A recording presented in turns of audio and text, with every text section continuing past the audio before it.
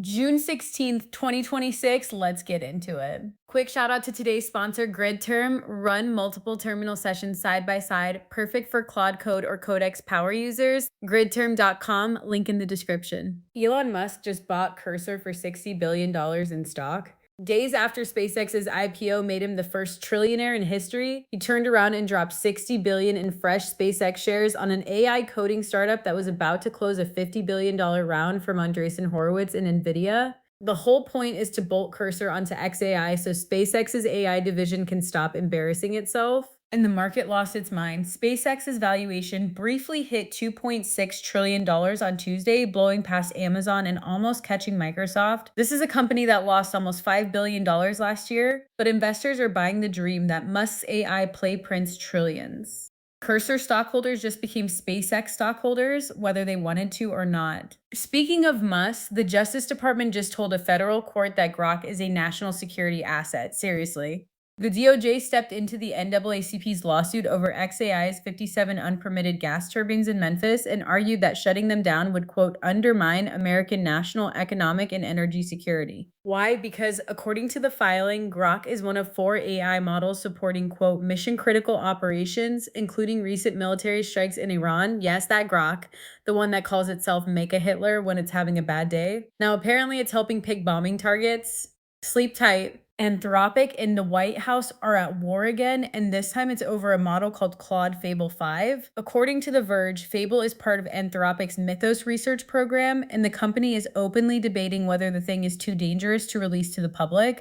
That's not marketing, that's a real internal fight. This is a huge moment for the whole American AI exceptionalism pitch. If your safest, most cautious lab is staring at its own model and going, maybe we should keep this one in the basement, the rest of the industry is going to have a lot of explaining to do. Or they ship it anyway and we find out the hard way. ChatGPT just lost its crown for the first time ever. Sensor Tower's State of AI report has ChatGPT's global market share at 46.4% in May, the first time it's ever been under 50.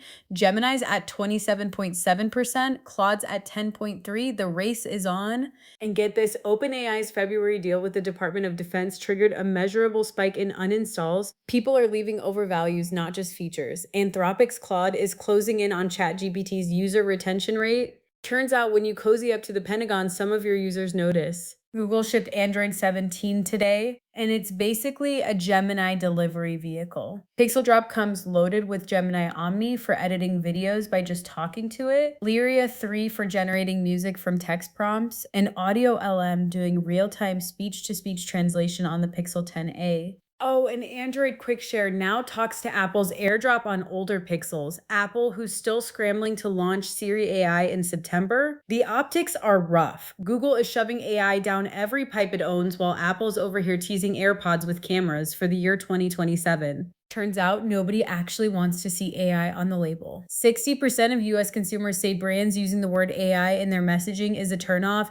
86% don't fully trust AI answers. Nearly 3 in 4 say the internet feels less human than it did 10 years ago. This is why Robinhood announced 10% layoffs today and conspicuously refused to mention AI even once. The CEO said, quote, frontier technologies, like he couldn't even bring himself to type the 2 letters. The AI hype trade is officially flipping. Saying you use AI used to be a flex. Now it's a red flag. And don't forget GridTerm, link in the description. That's your AI news for June 16th. Like, subscribe, see you tomorrow.